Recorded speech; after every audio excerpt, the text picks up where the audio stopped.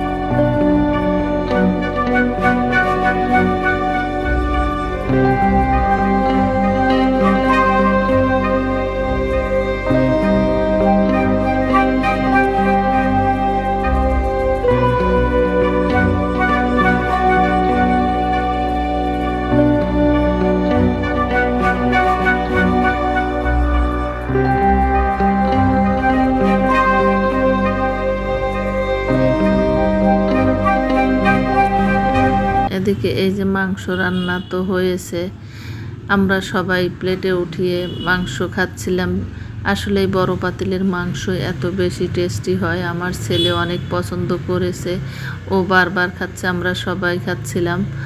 অনেক টেস্টি হয়েছিল রান্না, একদম বাবুর্চি ফেল রান্না হয়েছে আমাদের।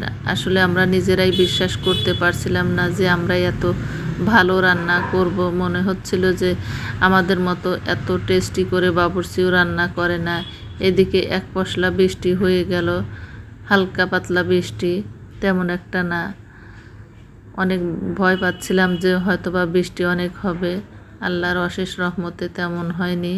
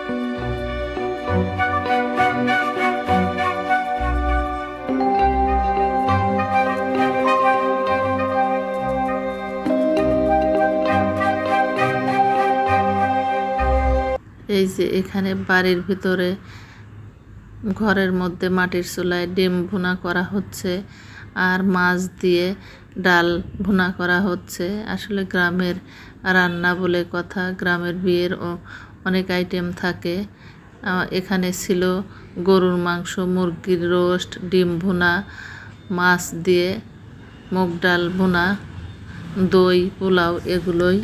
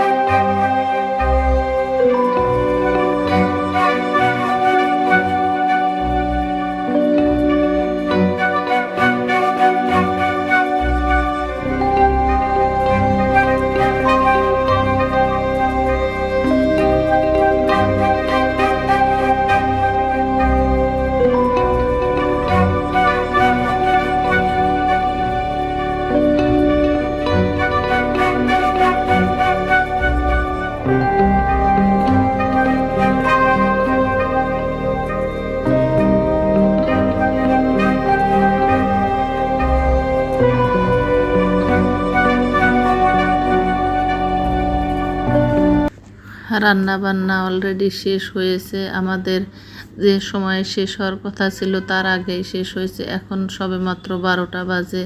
এর মধ্যে যে রান্না শেষ করে সব মাটির চুলা বন্ধ করে দেওয়া হচ্ছে।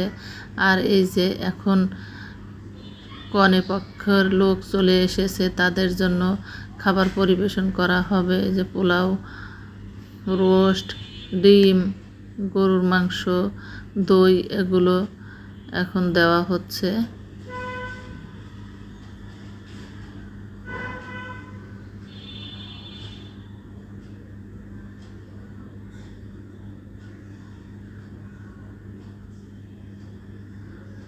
যেহেতু বৃষ্টি হচ্ছিল আর এই যে উঠানের মধ্যে এভাবে খাবারের আয়োজন করা হয়েছে, সবাই বসে খাচ্ছে। আর কিছু মানুষ বারান্দায়ও খাচ্ছে, যে যেভাবে পারছে খেয়ে নিচ্ছে।